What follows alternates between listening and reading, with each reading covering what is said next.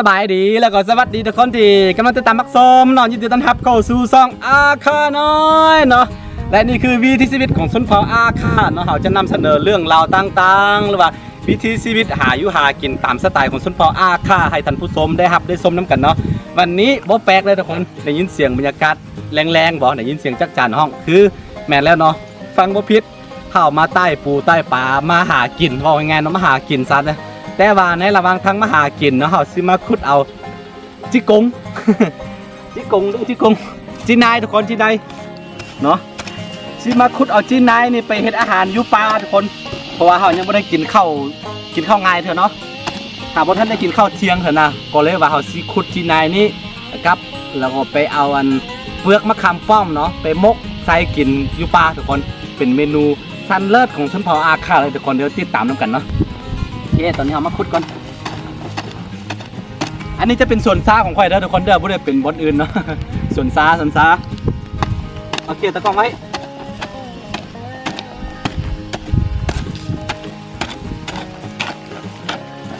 นี่ขุดบอดนาทีได้แล้วตัวหนึ่งโอ้บ่มีปีกเลยนี่เนาะเอาเข้าไปในนี้หรือว่าสิไปเฮ็ดลาบกินพี่น้องลาบที่ไหนไทยต่อญี่ปุ่นตาจิ้งหรีดมั้งเลยเราใช้เงินใช่ไหมเจ้านายหลังห้องใต้ดินมีมดโจจังอ่ะบรรยากาศยังแรงๆพี่น้องเอ้ย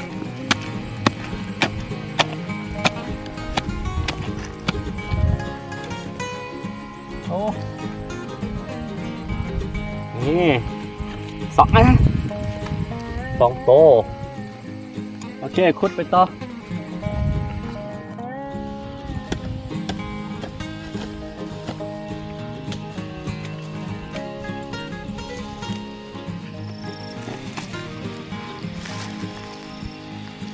ตัวนี้ไม่ปิกแล้ว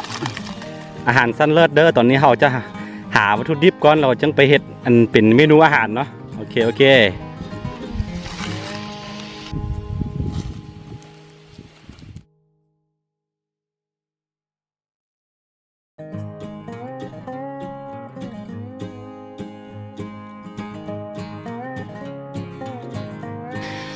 ทุกคนหลังจากที่เราใส่เวลาไปประมาณ10 นาทีเนาะวัตถุดิบทำอิฐของเราก็ได้มาแล้วนี่นะทุกคนเนาะเห็นบ่ตอนนี้เราสิไปหาวัตถุดิบตัวที่2อีกเนาะโอเคตอนนี้ใกล้ๆจะค่ำแล้วแหละทุกคนแต่ว่าต้องอดทนเพื่อสิไปเฮ็ดเมนูกินอยู่ในป่ากันโอเคไป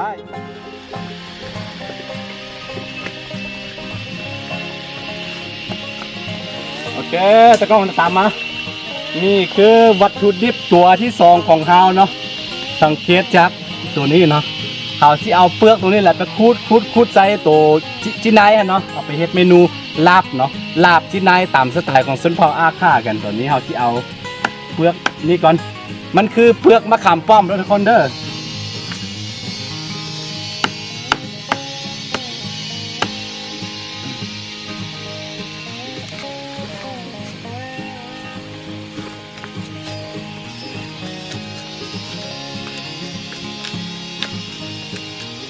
นี่ได้มาแล้วทุกคน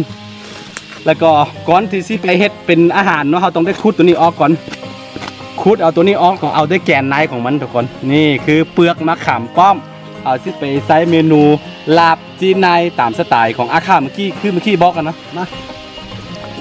บรรยากาศยามแรงๆรู้สึกว่ามันใกล้ๆจะค่ำแล้วแหละทุกคนตอนนี้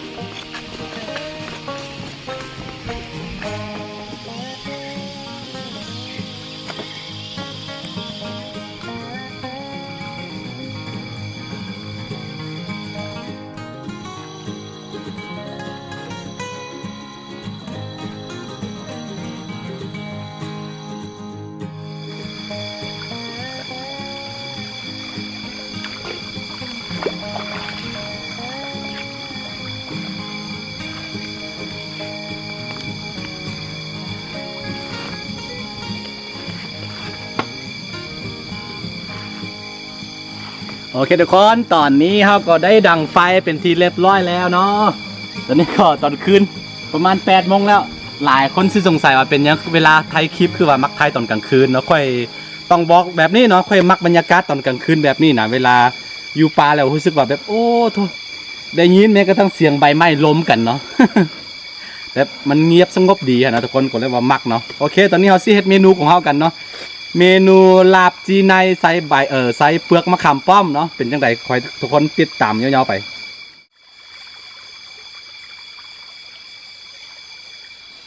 โอเคทุกคนนี้วัตถุดิบของเขาที่เขาจะมาเฮ็ดอาหารของเขาก็คือนี่เนาะเขาสิมาฟักอยู่นี่แหละทุกคนนี่โอ้ยตกตัวหนึ่งมีจีนายแล้วก็มีเปลือกมะขามป้อมเนาะใส่เข้ากันจะกลายมาเป็นเมนูลาบจีนายนะทุกคนเนาะนี่ก่อนอื่นเราต้องฟักตัวนี้ก่อนทุกคนจีนายคือไข่มุนๆเลยเราหลังจากที่เราฟักตัวนี้มุนแล้วก็จึงเป็นอย่างก็จึงคูดเอาเปลือกมะขามป้อมใส่อีกแล้วก็ฟักเข้ากันให้มันเข้ากันเนาะแล้วก็จึงไปมกทุกคน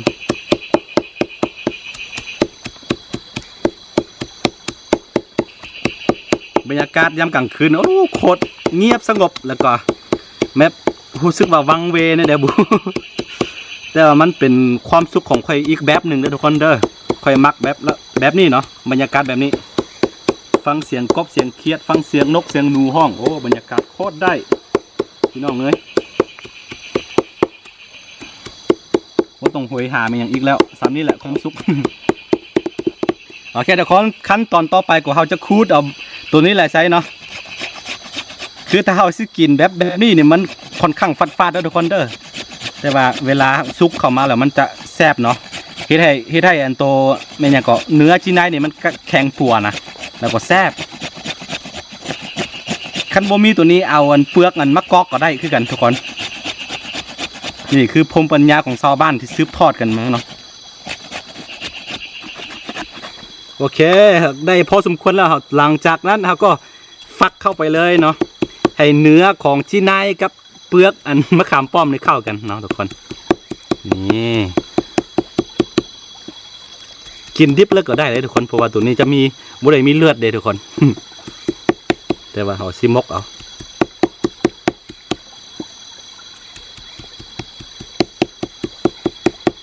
เมนูสั้นเลิศของสุนทรอาค่าเด้อนี่เด้ออันไม่อย่างกับเปลือกของมะกอกแห้งอร่อยกว่าแซ่บกว่าเลยพี่น้องเด้อลองได้เนาะคันบ้านไผมี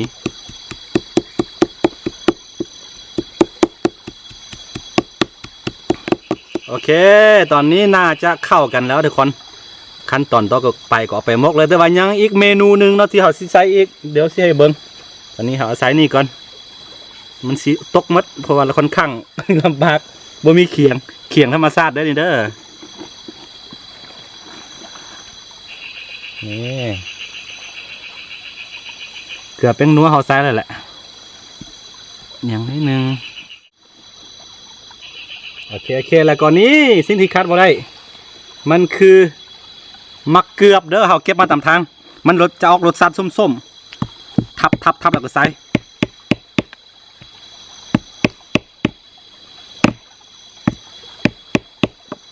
เข้าไปเขาใส่เกลือแป้งนัวหรือว่าใส่เครื่องปรุงมันยังเป็นที่เรียบร้อยแล้วทุกคนแต่ว่าบนทันทางเนาะแล้วก่อนนี้อย่างที่บอกไปมักนี่ใส่เข้าไปรสชาติของมันส้มๆนิดนึงแล้วก็มกเลยเราจะได้เมนูที่สั้นเลิศเข้าไปแบบนี้เข้าไปแบบนี้นี่แล้วก็เอาไปมกเลยพี่น้องจะมีอันไหนแซ่บกว่ากันที่เฮ็ดเมนูแปลกๆอยู่ป่ากินเนาะแซ่บอีหลี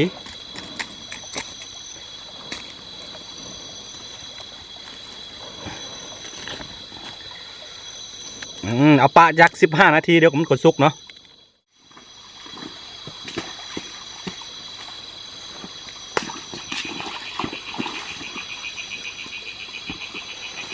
คือในระหว่างที่เรารอให้อาหารสุกเนาะเราก็ไปหาอาหารมาอีกตะกล้องมาพี่ นี่หากินง่ายอีหลีพี่น้องเอ้ยนี่เขาได้กบมาแต่กล้องเห็นปะนี่กบมืน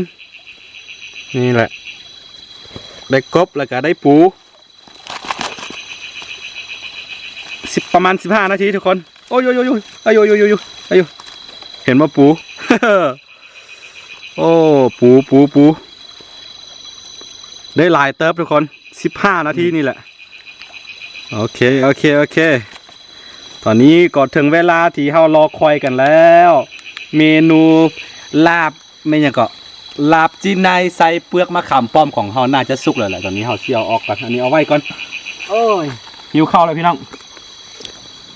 โอเคนี่คือต้องบอกเลยว่า เวลาเข้าป่าเนี่ยก็รู้สึกว่าคือเป็นบ้านของตัวเองนะทุกคน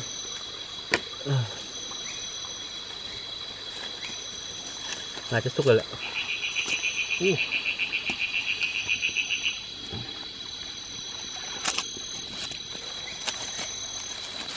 โอ้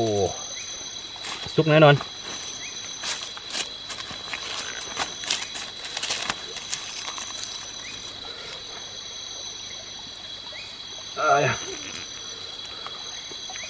โอเคมาพี่มานี่นะโอ้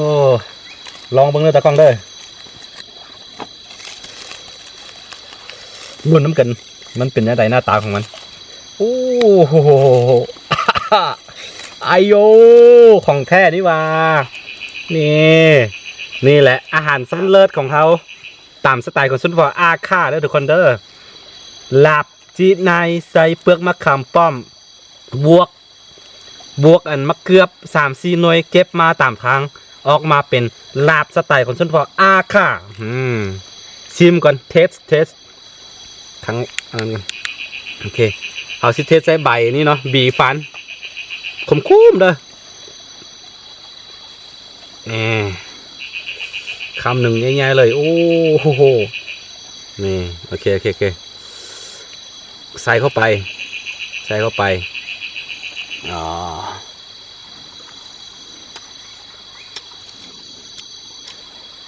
คุ้ม โอ้ Amazing สุดยอดเลยโอเคเขาจะกินข้าวกันโอ้สุดไปเลยพี่น้องตอนนี้ก็ได้เวลากินข้าวกันแล้วพี่น้องเอ้ยนี่หิวมาแหงแล้วคือตัวนี้หลายคนที่สงสัยว่าเป็นข้าวสารบ่ได้เป็นข้าวสารนะทุกคนเด้อตัวนี้จะเป็นข้าวของอาคาเนาะจะมีถ้าผู้ใดบ่เคยกินเนาะเวลามากินแรกๆนี่จะเจ็บกระเพาะเลยแหละทุกคนตัวนี้ค่อนข้างแข็งนิดนึงแข็งแบบเหนียวนิดนึงแต่ว่าคนอาคาดั้งเดิมคนนิยมกินเพราะว่าเวลากินข้าวตัวนี้เขาเอิ้นว่าข้าวแซ่โดยตามภาษานะเนาะข้าวแซ่ข้าวแซ่หรือว่าข้าวแจะภาษาอาคาเนาะเวลากินตัวนี้เข้าไปเขาเสื้อกันว่ามันจะมีแห้งหรือว่านานหิวเข้าว่าง่ายๆเนาะเพราะว่าตัวนี้ค่อนข้างเวลากินเข้าไปในกระเพาะค่อนข้างแบบย่อยสลายได้ยากนิดนึงบวกกับความเหนียวของมันเนาะเพราะฉะนั้นคนอาคาเสือว่าเวลากินข้าวแซ่เข้าไปแล้วที่ได้ให้มีแห้งมีเหือมีแห้งสามารถทนทานเหลือผู้อื่นเขาเสือแบบนี้เนาะนี่มันคือข้าวสารทำง่ายๆทุกคนนี่เนาะกัดอันนี้นิดนึง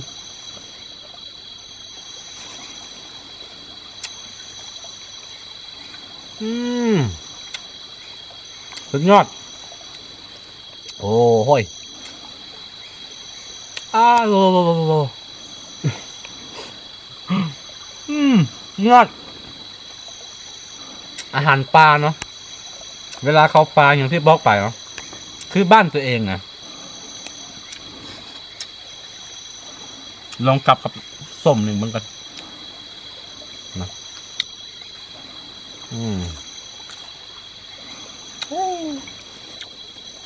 สุดๆถึงต้องเลย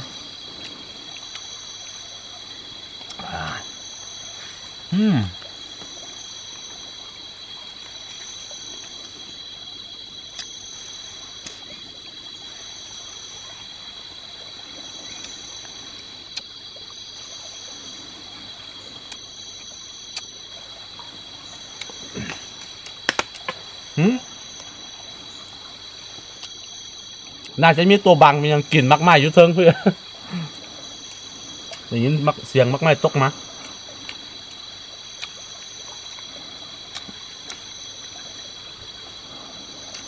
คือแกนของมะเขือในเขาคนจีนเขาซื้อไปเฮ็ดพวกอันสร้อยคอมาอย่างบอนี่เนาะมักมันแกนของมันมะเขือบบูฮู้ภาษาไทยเขาเอิ้นจังไดพี่น้องตัวนี้เนาะ